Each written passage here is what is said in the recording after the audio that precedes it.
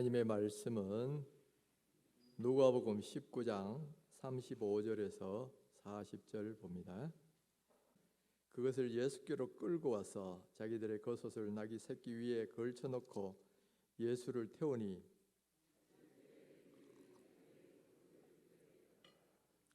이미 감람산 내리막길에 가까이 오심에 제자의 온 무리가 자기들이 본 바 모든 능한 일로 인하여 기뻐하며 큰 소리로 하나님을 찬양하여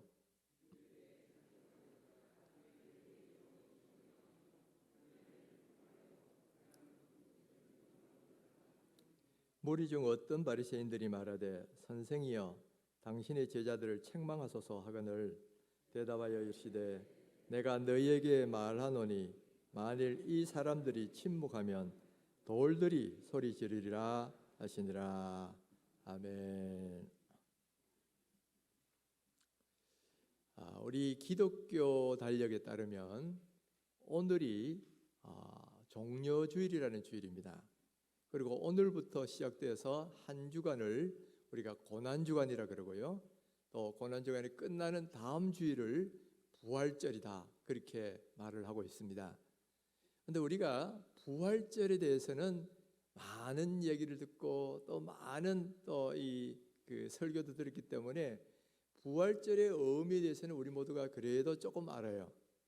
그런데 종려주일에 대해서는 어떤 날인지가 그렇게 많이 설교도 이루어지지 않았고요, 또 그 의미에 대해서는 더더욱 우리가 모르는 분이 적지를 않습니다. 그래서 제가 오늘은 특별히 종려주일이 어떤 날인지, 그리고 그 날이 갖는 영적인 의미가 무엇인지에 대해서 함께 살펴보면서 은혜를 받고자 합니다. 예수님께서 3년의 모든 공생애를 마치시고 이제 마지막 십자가를 지시러 예루살렘으로 이제 올라가십니다. 그런데 예루살렘에 올라가시는데 이 예루살렘에 입성하시는 장면은 사복음서가 모두 다 기록하고 있어요. 근데 어떤 성경에는 이 부분이 있고 저 부분이 없고 뭐 이렇게 돼 있는데, 우리가 이 사복음서를 다 종합해서 이것을 한번 재구성을 해보면 예수님이 예루살렘에 입성하는 장면은 대충 이런 모습이에요. 여러분도 한번 그 장면을 머릿속에 한번 상상해 보십시오. 자, 예수님께서 마지막으로 이 예루살렘에 가까이 가시는데 예루살렘 곁에는 감람산이라는 산이 있고 그 산에는 베단이라는 마을이 있고 벳바게라는 마을이 있어요.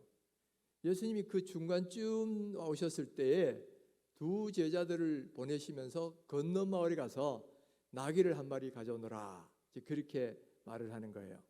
그래서 제자들이 예수님 말씀하신 대로 그 주인한테 양해를 구하고 그 나귀를 가져오는데 새끼를 가져왔어요. 이 새끼는 한 번도 사람이 타본 적이 없는 그 새끼였단 말이에요. 그래서 이 나귀 새끼를 가져가서 그 위에 옷을 깔고, 그리고 예수님이 그 나귀 새끼를 타고 예루살렘에 입성하시는 거예요. 그런데 이렇게 예수님께서 나귀를 타고 입성하시니까 온 이스라엘 사람들이, 예루살렘 사람들이 막 몰려와서 열렬하게 예수님을 환영합니다. 그들이 이렇게 예수님을 환영한 이유가 뭐냐 하니까 예수님이 행하신 기적들을 보았다는 거예요. 특히 바로 직전에는 어떤 기적을 보았느냐, 바로 곁에, 예루살렘 곁에 있는 베다니에서 이 죽은 나사로가 죽은 지 나흘 만에 살아나는 걸 보았단 말이에요. 또 많은 사람이 보고 또 많은 사람이 예루살렘의 사람들에게 전했어요. 그러니까 많은 사람들이 그걸 보고 예수님이 이렇게 놀라운 일을 하신 분이다 해가지고 막 기뻐하면서 지금 예수님이 열렬히 환영하는데, 근데 이들이 그냥 나온 게 아니고 예수님 가는 앞길에 자기 겉옷을 벗어 깔기도 하고 또는 종려나무 가지를 꺾어서 그 앞에 깔기도 하는 겁니다. 그러면서 기뻐하면서 예수님을 찬양하는데 뭐라고 찬양하느냐, 찬송하리로다 주의 이름으로 오시는 왕이여 하고 찬송하는 게 하나 나와요. 이거는 누가복음에 기록된 찬송이고요, 또 마태복음에 보면 또 다른 찬양이 나옵니다. 호산나 다윗의 자손이여 찬송하리로다 하면서 또 찬양하는 그 내용이 나옵니다. 자, 이렇게 온 백성들이 예수님을 열렬히 환영하면서 또 이렇게 찬양을 하고 하니까 온 성이 소동이 일어났다 그랬어요. 소동이라는 말은 원어적으로 보면 지진이 나서 땅이 흔들리는 그것을 의미해요. 그러니까 사람 소리가 와 하고 이러니까 아마 마치 그냥 그 성이 진동하는 듯이 그런 현상이 일어났겠죠. 그러니까 많은 사람들이 뭐냐 그러고 있었을 겁니다. 마침 이 예루살렘에는 당시에 유월절을 맞이만 전 세계에 있는 유대인들이 다 몰려와서 명절을 지켜야 돼요. 그래서 이때 예루살렘에 몰려 있는 사람 숫자가 대략 한 270만 명 정도 될 것이다. 이렇게 학자들은 추정을 합니다. 그렇게 270만 명이 되는 많은 사람들이 가운데는 외국에서 온 사람도 있고 이러니까 누구 때문에 저 사람이 누군데 저런지 모르는 사람도 있는 거예요. 그래서 저분이 누구냐? 그러니까 이 무리들이 이야기하기를 저분은 나사렛에 나신 선지자 예수니라 이렇게 말을 하는 거예요. 또 한편으로는 그걸 보고 못마땅하게 생각한 사람들이 있었는데 바로 바리새인이라는 거예요. 이 바리새인들은 예수님에 대해서 예수님 당신 제자들 좀 제어하십시오. 이게 뭡니까? 이렇게 이야기하니까 예수님께서는 그들을 책망하시면서 만약에 이들이 입을 벌리지 않으면 돌들이 소리를 지를 것이다. 그러니까 그만큼 이들이 이렇게 하는 건 정당하다 그런 이야기죠. 바로 이런 일들이 예수님 입장하실 때 이렇게 환영하는 그런 일들이 지금 바로 기록되어 있고 바로 이 사건 때문에 오늘 이 날을 종려주일이다 이제 그렇게 말을 하고 있어요. 자, 그러면 왜 이스라엘 백성들이 예수님을 이렇게 열렬히 환영했을까? 또 예수님의 예루살렘 입성하신 사건은 우리에게 어떤 영적인 메시지를 전하고 있느냐라는 거예요. 바로 그 핵심적인 답은 뭐냐면은 예수님은 이스라엘 민족이 오랫동안 기다렸던 바로 그 메시아일 뿐만 아니라 이스라엘의 왕이다라는 거예요. 이스라엘 백성들은 오랫동안 메시아를 기다려왔어요. 그것은 왜냐하면 구약 성경에 기록되어 있기 때문에. 그리고 그 메시아는 반드시 다윗의 자손일 것이다 라는 그 믿음이 있었어요. 왜냐하면 구약에 바로 이렇게 예언되어 있기 때문입니다. 먼저 다윗이 하나님께 성전을 지으려고 했을 때에 하나님께서 다윗이 그 짓는 것은 허락하지 않으셨어요. 그러나 다윗에게 그런 마음이 있는 것은 참 귀하게 보시고 다윗과 언약을 맺으시고 다윗에게 축복을 주시는데 그 내용이 사무엘하 7장 12절에서 16절 내용입니다. 내 수완이 차서 내 조상들과 함께 누울 때에 내가 내 몸에서 날 씨를 내 뒤에 세워 그의 나라를 견고하게 하리라. 그는 내 이름을 위하여 집을 건축할 것이요 나는 그의 나라 왕위를 영원히 견고하게 하리니 하라. 나는 그에게 아버지가 되고 그는 내게 아들이 되리니 내 집과 내 나라가 내 앞에서 영원히 보존되고 내 왕위가 영원히 견고하리라. 여러분, 이것은 단순히 솔로몬이 성전을 지을 것이다 그 이야기하는 게 아니에요. 바로 이 이야기는 다윗의 후손 가운데 메시아가 올 것인데 그 메시아가 이룰 나라는 영원한 하나님 나라랄 거예요. 바로 그 메시지가 이 다윗 언약 속에 들어 있어요. 그리고 이것을 다시 풀어서 설명해 준 성경이 시편 132편 11절 15절에 또 나옵니다. 여호와께서 다윗에게 성실히 맹세하셨으니 변하지 아니하실지라. 이르시기를 내 몸의 소생을 내 왕위에 둘지라. 내 자손이 내 언약과 그들에게 교훈하는 내 증거를 지킬진대 그들의 후손도 영원히 내 왕위에 앉으리라 하셨도다. 바로 이 내용을 가지고 모든 유대인들은 메시아는 다윗의 후손 가운데 오실 것이다. 그리고 다윗 왕국을 다시 세울 것이다. 이것을 누구나 다 알고 있는 거예요. 그리고 이것은 서기관과 바리새인들도 다 그렇게 믿고 있는 거예요. 그래서 예수님이 마침 오셔가지고 메시아와 같은 그런 많은 이 일들을 기적을 행하시고 하니까 그 메시아가 오셨다. 이래서 바로 이 이스라엘 사람들이 열광을 했다는 거예요. 그래서 그들이 예수님을 메시아로 생각한 증거가 그들이 외쳤던 그 찬양가 나옵니다. 먼저 그들이 두 가지 종류의 찬양을 했는데 첫 번째 찬양이 뭐냐면은 다윗의 자손이다 하는 말이에요. 호산나 다윗의 자손이여 찬송하리로다 그랬죠. 다윗의 자손이라는 말은 아까 말은 다윗 언약에 나온 그 후손이라는 말이고 메시아라는 소리예요. 그래서 다윗의 자손이라는 말은 이 사람 메시아다라는 고백이에요. 그래서 두 맹인도 그렇게 했고 가나안 여인들도 그랬고 예수님에 대해서 다윗의 자손이여 하고 이렇게 불렀죠. 이거는 바로 메시아입니다라는 고백인 거예요. 그리고 이스라엘 백성이 입성하시는 예수님을 향하여 다윗의 자손이여 하고 이렇게 외쳤던 것도 바로 메시아입니다. 더구나 호산나 다윗의 자손이여 이 말은 메시아 만세 이런 말이에요. 그러니까 이들은 예수님을 메시아로 영접했다는 거죠. 두 번째 이들이 찬양했던 내용이 뭐냐면은 찬송하리다 주의 이름으로 오시는 왕이여 그랬어요. 요한복음에는 이스라엘의 왕이여 그랬습니다. 그러니까 이 메시아는 동시에 어떤 존재냐? 다윗 왕국을 재건하고 이뤄갈 왕이다라는 거예요. 왕이다. 그러니까 메시아는 당시의 왕이셔요. 그러니까 이 두 가지 이게 바로 메시아의 특성이에요. 그런데 이런 메시아를 기다려왔던 이스라엘 백성들이 예수님을 가만히 보니까 예수님이 하시는 모든 일들이 바로 구약에 예언된 그 메시아가 하는 것 같다는 거예요. 첫 번째 예수님이 오병이어의 기적을 일으키시잖아요. 그 베세다 들판에 먹을 것이 하나도 없는 데서 보리떡 5개와 물고기 2마리 가지고 5,000명을 먹이셨어요. 이것은 무엇을 연상케 합니까?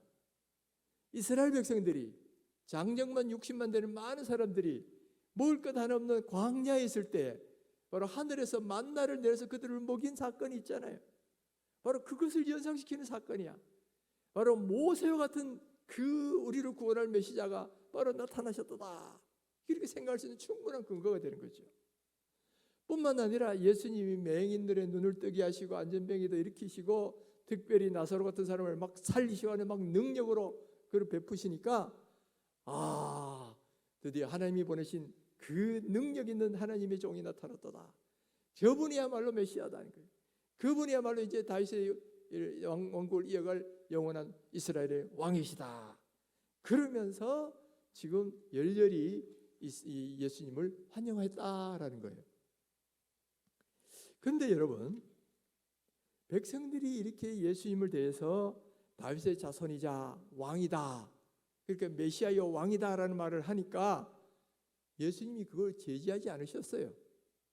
오히려 바리새인들이 당신의 제자들 좀 어떻게 좀 해보십시오 그렇게 말할 때 만약 이들이 이 소리 지르지 침묵하면 돌들이 소리 지를 것이다. 바로 이것은 분명히 진실을 말한 거고 올바른 이야기를 한 거다. 예수님께서도 그걸 인정하신 것이다 하는 거죠.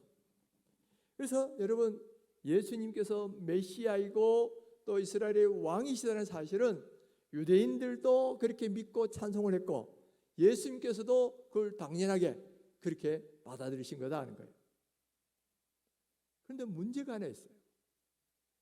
이스라엘 백성들이 이해한 이 메시아라는 개념하고 예수님이 지금 말씀하신 이 메시아하고 이 개념이 조금 달라요. 지금 유대인들이 기다려온 메시아는 어떤 메시아냐? 바로 옛날에 모세처럼 이 모세가 애굽 땅에서 이스라엘 백성을 구원해내서 이스라엘 백성을 가나안 땅에 들어가게 만들었죠. 그런 모세처럼 지금 로마에 압제해 있는 이 나라를 정치적으로 해방시키셔서 바로 다윗 왕국을 지상에 이루실 것을 바로 그런 메시아를 기대하고 기다리고 있는 거예요. 그리고 예수님 보고 그걸 기대하는 거예요. 그런데 예수님이 말씀하신 메시아 그리고 성경에서 오래전부터 구약에 예언된 메시아는 그런 메시아가 아니에요. 한 민족을 정치적으로 해방시키는 그런 메시아가 아니라 온 인류를 죄와 사망과 마귀의 권세에서 해방시킬 바로 그런 메시아를 이야기하는 거다. 또 그가 만들 하나님 나라도 이 이스라엘이라는 지구상의 한 나라를 의미하는 게 아니에요. 바로 여기서 말하는 이스라엘은 영적인 이스라엘, 모든 하나님을 믿게 될 사람이 들어간 민족과 나라와 국적을 초월해서 모든 백성들이 하나님의 다스리심에 들어갈 그 영원한 초월적인 하나님 나라, 그런 나라를 예수님은 말씀하고 계신 거예요. 여러분, 바로 이 하나님 나라는 이 땅에 있는 이스라엘하고 될 수가 없는 거예요. 빌라도가 너희 나라 백성이 내게 넘겨줬다 이렇게 말했을 때 예수님이 뭐라고 말씀하시냐면 내 나라는 여기 있는 나라가 아니다 하는 거예요. 여기 있는 나라가 내 나라가 아니다는 거죠. 이 말씀은 예수님께서 이루실 하나님 나라는 바로 특정한 지구상의 어떤 민족이나 나라를 가리키는 것이 아니라 시공간을 초월하여 하나님의 지배를 받는 전 우주적인 그런 하나님 나라를 지금 의도하고 계시고 말씀하고 계시고 또 그렇게 그 하나님 나라를 우리에게 가져다 주셨다는 거예요. 여러분, 하나님 나라라는 것은 성경 전체를 관통하는 굉장히 중요한 원리입니다. 구약 이 창세기부터 요한계시록까지 그 모든 것을 관통하는 하나의 주제가 바로 이 하나님 나라에 대해. 근데 이 하나님 나라가 예수님의 말씀부터 나온 게 아니고 이미 구약에서 다 나왔어요. 하나님께서는 처음에 인간을 지으실 때 그곳에 하나님이 다스리시는 하나님 나라를 세우시기를 원하셨어요. 그래서 아담과 하와를 만드시고 에덴 동산에 거기에 두시고 또 그들과 함께 교제하시고 그래서 그들의 하나님이 되고 이 아담과 하와는 하나님의 백성이 되어서 하나님의 나라에 살도록 되어 있었죠. 보통 나라라 그러면요 3가지 요소가 됩니다. 첫째 영토, 둘째 백성, 세 번째 주권. 그러니까 이 에덴 동산에는 영토 안에 아담과 하와라는 백성이 하나님의 다스리심에 통치를 받으며 사는 이곳이 바로 하나님 나라였죠. 하나님께서 의도하신 것이었고. 그런데 그 중에서도 3가지 요소 중에 제일 중요한 게 뭐냐면은 하나님의 다스리심이에요. 하나님의 나라라고 할 때는 제일 핵심이 뭐냐면 하나님이 다스리시냐 아니냐라는 것이 하나님 나라가 되느냐 안 되느냐 핵심인데, 하나님께서는 이들이 하나님의 나라를 하나님의 얼마 뜻을 잘 따르는지 하나님이 이 보시는 시금석으로 하나 세우신 게 있어요. 그게 뭐냐면 선악과입니다. 선악과를 만드시고는 자 다른 건 다 먹어도 좋지만은 이것만은 먹으면 안 돼. 자, 이렇게 선악과를 세우신 것은 뭐냐면은 지금 이 아담과 하와가 하나님 나라 백성이 하나님의 주권을 인정하고 하나님의 뜻에 순종하는 사람인가 아닌가, 바로 이것이 계속되면 하나님의 통치는 계속될 것이고 하나님 나라는 지속될 거예요. 그런데 만약에 여기서 불순종하면 하나님의 뜻이 더 이상 이루어지지 못한 거죠. 그런데 불행하게도 우리 조상 아담과 하와는 이 하나님의 말씀을 어기고 선악과를 따먹고 말았다는 거죠. 그러면서 그것이 의미하는 바는 하나님의 통치에서 벗어나 버렸다는 거예요.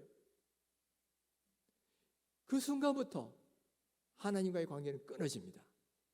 그리고 그때부터 죄가 들어오고 또 죄의 결과로 사망이 오고 질병이 오고 가난이 오고 불행이 오고 다툼이 오고 수많은 좋지 않은 것들이 이 땅에 시작되게 됐죠.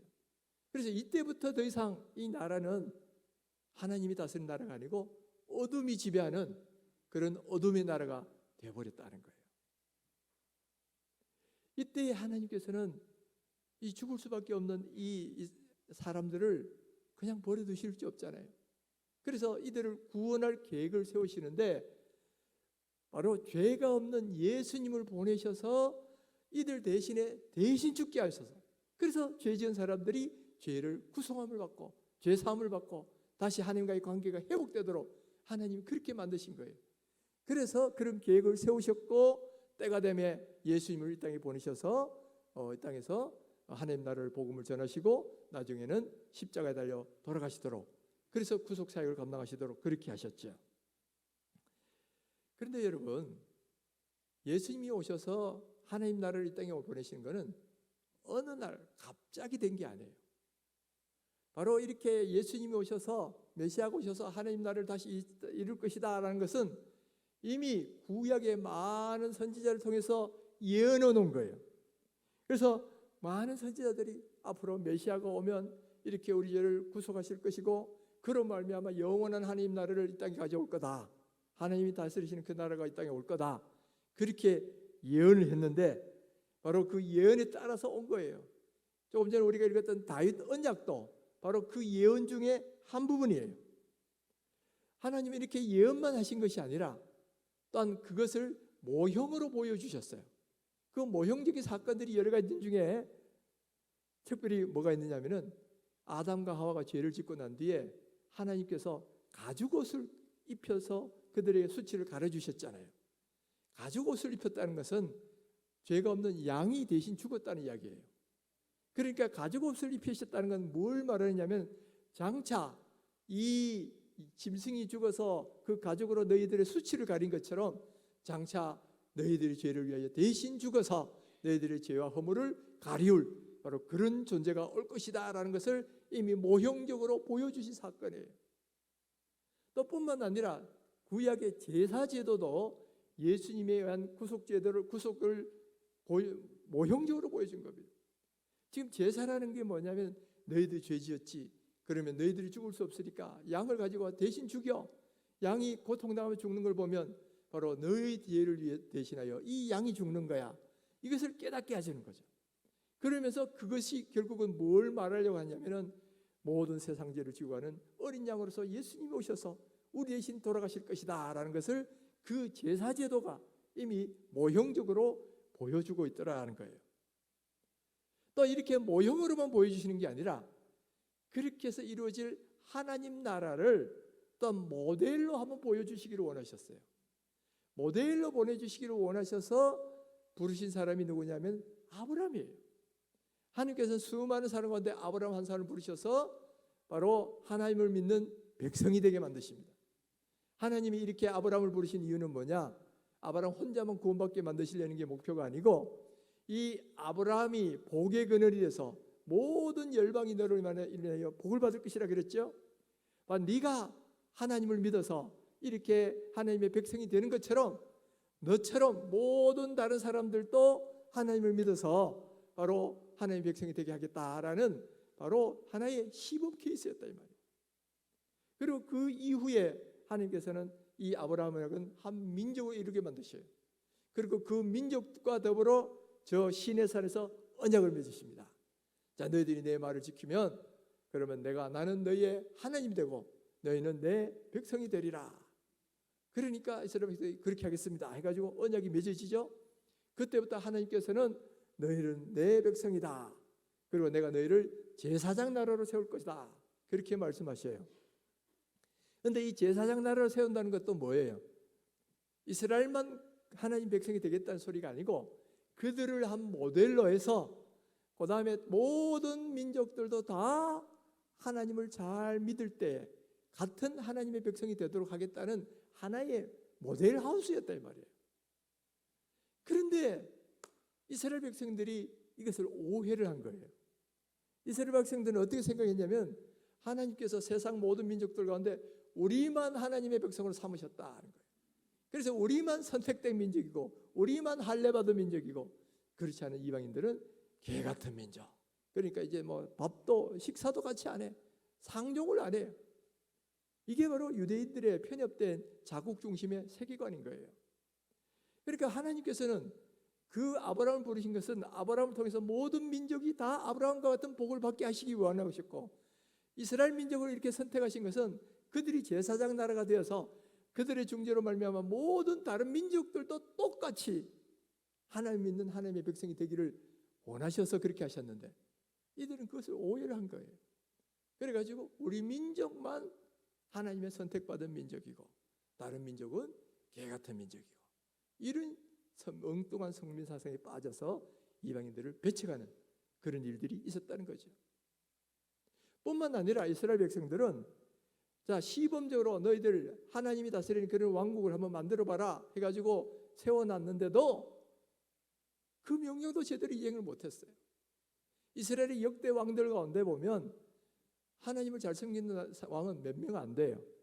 대부분은 다 악한 왕들, 하나님 명령을 불순한 정도로. 북쪽 이스라엘은 19명 왕이 있었는데 하나도 하나님 제대로 섬기는 사람이 하나도 없었어요. 남쪽에도 몇 명 있긴 했지만은 그러나 더 다수는 역시 하나님 제대로 안 섬기는 사람들이었단 말이에요. 그러니까 그들을 부르셔서 하나님을 제대로 섬기는 모델 민족이 되도록 하셨는데 그 역할도 제대로 못한 거예요. 그러니까 나중에 어떻게 됩니까? 하나님께서 그들을 다 흩어버리시잖아요. 다른 나라로 그냥 다 포로로 잡혀가 계시고 흩어져 유리방황하는 그런 민족이 되게 하셔요. 그런데 그나마 그 이스라엘 백성들 왕들 가운데도 다윗은 이 언약을 하나님과의 언약을 잘 지켰어요. 그래서 하나님을 위해서 순종하려고 하고 하나님을 위해 성전도 지어주려고 하니까 하나님께서 그런 다윗을 언약을 맺으시는 거예요. 그래서 너의 후손 가운데 하나 사람을 일으켜서 이제 그의 나라를 영원히 경고케 하겠다. 그런데 다윗에게 이 말씀하신 것은 뭐냐면은 바로 그 어떤 육체적인 혹은 정치적인 다윗 왕국을 만들겠다 그런 말이 아니라요. 온 민족을 구원할 하나님의 백성이 되게 만들 그 메시아가 바로 영적 이스라엘 민족을 만드셔서 그 나라의 왕이 되실 것이다. 이것이 바로 성경이 말씀하신 메시아요. 이것이 바로 성경이 말씀하신 하나님 나라 개념이에요. 그런데 유대인들은 그것을 기다려고 했지만은 그 개념을 잘못 이해했어요. 그래서 그들은 이 메시아는 우리 민족을 독립시킬 그리고 우리 다윗 왕국을 육신적 혈통적 이스라엘을 이끌어갈 다윗 왕국의 지도자가 될 것으로 그렇게 생각하는데 이것은 하나님이 생각하시는 그것과는 너무나 거리가 먼 그런 사상들이었다는 거죠. 여러분, 예수님이 이 땅에 오셔서 제일 먼저 외치신 말씀이 뭐예요? 회개하라, 천국이 가까이 왔느니라, 이거죠. 바로 예수님이 목적이 천국을 이 땅에 이루려고 하는 거예요. 그리고 예수님이 이 땅에 오셔서 그 3년 동안 집중적으로 가르치신 그 설교의 주제도 하나님 나라셨어요. 그리고 예수님이 하셨던 사역도 자기 자신이 십자가에 달려 돌아가심으로 하나님과 화복되고 그래서 죄인들이 이제는 하나님의 백성이 되도록 만드시는 그 사역을 예수님이 감당하신 거예요. 바로 이 순간부터 예수의 복음을 듣고 믿는 사람이 나타나면서 하나님 나라가 시작되죠. 바로 이 에덴 동산 이래로 없어졌던 하나님이 다스린 나라가 예수님으로 말미암아 이제 다시 이 땅에 시작된 거예요.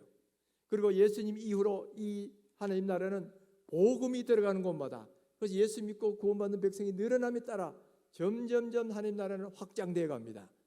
이렇게 점점 확장되어 가다가 마지막 날이 되면 이 하나님 나라가 온전하게 완성될 그날이 온다는 거예요. 그날이 언제냐? 예수님이 다시 재림하실 때. 예수님이 다시 재림하시면요 대심판 자리를 펴셔요. 그래서 하나님 믿는 사람과 믿지 않는 사람을 나눕니다. 양과 염소를 구분해요. 참신자와 가짜 신자를 구분하십니다. 그리고 그 악인들은 다 영원히 꺼지지 않는 풀무불에 집어넣으신다 그랬어요. 악인들만 그런 게 아니라 그 모든 악의 원천이 되는 마귀스탄까지도 저 불못에 다 던져버리셔요. 그러니까 그 다음 이루어지는 하나님 나라는 어떤 나라예요? 이제는 악 자체가 없어지고 온전히 하나님의 공의만 실현되는 하나님이 직접 다스리는 그런 나라가 될 거예요. 그러니까 불완전했던 하나님 나라의 요소는 없어지고 순수한 하나님께서만 다스리는 그런 나라가 된다는 거예요.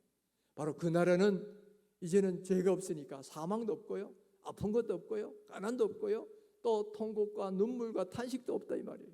그래서 그 나라는 오직 행복과 기쁨과 영생만 있는 것이 그 하나님 나라인데 그 하나님 나라가 예수님의 재림과 더불어 온전하게 이 땅에 완성되게 될 것이다 하는 거예요. 바로 그와 같은 하나님 나라에 오늘 예수님은 우리를 초청하셨어요. 그래서 오늘 예수를 믿는 사람들마다 바로 그 하나님 백성이 되었고 하나님 나라에 이미 들어가 있는 줄 믿으시기 바랍니다. 오늘 우리는 하나님 나라 백성이 되었어요. 하나님 나라는 이미 우리 가운데 이루어지고 있습니다. 그리고 우리의 왕은 누구시냐? 바로 우리 예수님이시다 하는 거예요. 마치 이스라엘 백성들이 이 종려주일날 호산나 왕이여 메시아여 이렇게 찬송했던 것처럼 오늘 우리도 이 예수님을 우리의 왕으로 환영하고 모셔드려야 되는 거예요. 여러분, 예수님이 분명히 우리의 왕이셔요. 이 하나님 나라의 왕은 분명히 예수님이시고 하나님이셔요. 그리고 우리는 하나님 나라의 백성이기 때문에 그 통치를 받는 사람들이에요. 그런데 문제는 아직도 우리가 모든 면에서 하나님의 통치를 다 순종하고 있는 것이 아니더라는 거예요. 우리가 하나님 나라에 들어와 있긴 하지만 여전히 우리 안에는 이 옛 성품, 옛 모양들이 남아 있고요. 또 아직도 우리 안에는 이렇게 어떤 때는 하나님을 주인으로 모시는데 어떤 때는 내가 주인이 돼버려. 그래서 내 마음대로 하고 이런 경우가 있죠. 또 어떤 영역에서는 뭐 예배하고 찬양할 때는 하나님을 잘 섬기고 하나님 왕으로 모셨는데 어디 직장이나 가정이나 딴 데 가보면 거기서는 내가 왕이든 뭐 사탄이 그냥 나를 지배하든 뭐 이런 식으로 돼버린다는 거예요. 그러니까 여러분, 우리 안에서 아직도 하나님 나라가 완전하게 이루어지지는 못했어요. 하나님 나라는 지금도 시작돼서 완성돼 가는데, 그런데 그 완성해야 될 책임은 누구에게 있느냐 하면 우리들에게 있단 말이에요. 양적으로는 복음을 전해야 이 하나님 나라가 확장되는데 복음을 전하는 책임이 바로 우리들에게 주어져 있죠. 뿐만 아니라 질적으로는 우리 안에서도 아직까지 하나님 나라가 온전히 이루어지지 못해. 하나님 나라의 핵심이 하나님의 다스림이시라 그랬잖아요. 하나님께 순종하지 않는 영역이 있는 만큼 우리에게 하나님 나라는 온전히 이루어지지 못해요. 반대로 말하면 우리가 하나님께 철저히 모든 면에서 순종하는 만큼 하나님 나라는 우리 안에서 온전히 이루어지게 될 것이다 하는 거예요. 그래서 우리가 살고 있는 관계하는 모든 삶의 영역에 우리 예수님을 왕으로 모시고 그분의 뜻에 순종하셔야 돼요. 뿐만 아니라 50%만 순종하면 안 되고요. 100% 철저히 순종할 때에 하나님의 다스리심, 예수님의 다스리심이 온전히 이루어지고 그때의 진정한 왕이 예수님이 되신다는 거예요. 오늘 우리가 이루어질 일들이 바로 이거예요. 예수님을 우리 마음속에 왕으로 모셔야 됩니다. 손님이 아니고요. 우리의 왕으로 모셔야 돼요.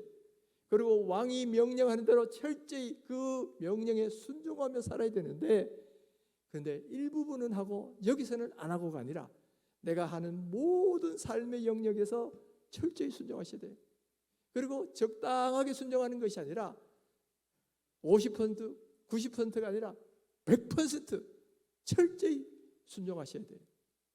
우리가 철저히 하나님 말씀에 순종하면 바로 예수님을 우리의 진정한 왕으로 모시는 것이고, 그 말씀 앞에 철저히 그 통치에 복종함으로 하나님 나라가 우리 안에서도 온전히 이루어지게 될 것입니다. 사랑하는 성도 여러분, 종료주일은 어떤 주일이냐? 예수님을 왕으로 모시고 환영한 바로 그 주일이에요. 그렇다면 오늘 이 종료주일에 우리가 무엇을 기도하고 또 노력해야 되느냐? 오늘 예수님을 우리의 왕이 되시도록 하지 않은 거예요.